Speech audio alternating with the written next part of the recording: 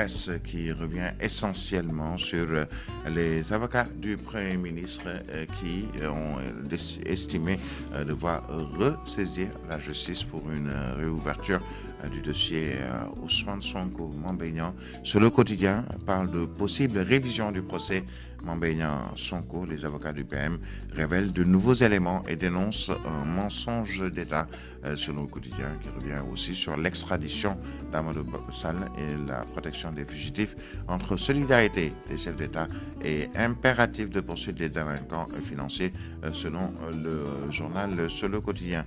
Sur l'affaire Mame Mbaye Niang et versus Ousmane Sonko, le quotidien Tribune parle de Moussa Niang de Gëm Sa Bopp Les Jambar. Sur ce dossier, refusons qu'on ridiculise la justice, selon le cadre de Gëm Sa Bopp. Yor Bi revient sur cette affaire Prodac.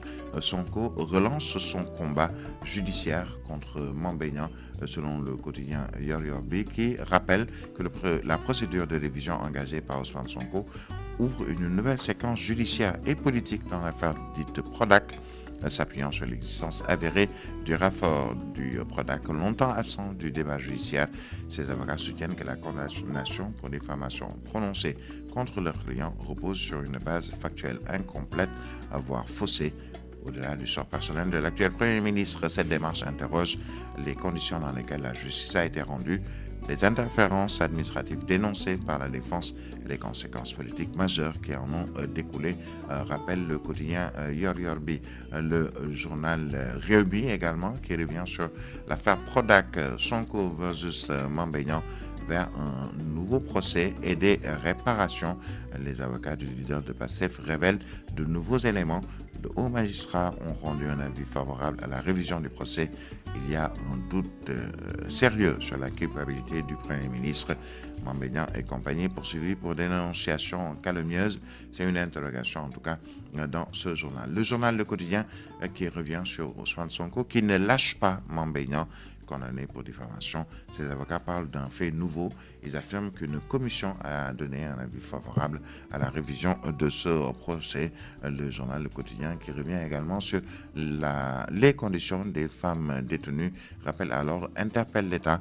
Le cas Mabintou Diaby au cœur du combat, et cet autre combat avec ce scandale des couches Softcare, son linge sale, selon le journal Le Quotidien. Autre quotidien qui revient sur ce procès. Il s'agit de Source A, affaire Mame Mbaye Niang, Ousmane Sonko. La défense plaide une révision du procès.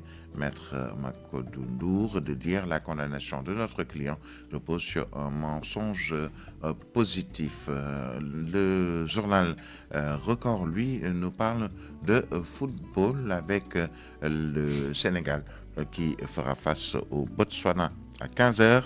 Assumer le statut de favori avec buteur et passeur en 2014 à Gaborone. Sadio pour récidiver 11 ans après, selon le quotidien Record. Source A qui revient même sur ce match avec le Sénégal-Botswana aujourd'hui à 15h. Zèbre comme menu pour Lyon. Les Lions restent invaincus lors de leurs 11 derniers matchs de la CAN dans le jeu.